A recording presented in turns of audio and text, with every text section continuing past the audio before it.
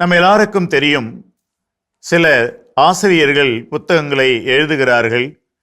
அதை ஒரு பதிப்பகத்திடம் கொடுத்து அச்சிட்டு விநியோகம் செய்கிறார்கள். சில ஆண்டுகளுக்கு அல்லது மாதங்களுக்கு பிற்பாடு தேவைக்கேற்ப அதே புத்தகத்தை தவறுகளை எல்லாம் திருத்தி மறுபதிப்பு செய்வதையும் நாம் பார்த்திருக்கிறோம். கிளேர் ஜான் என்பவர் இந்த ஒரு ஆசிரியர் சொல்லுகிறார் பாருங்கள், if life had a second edition, how would I correct the proof?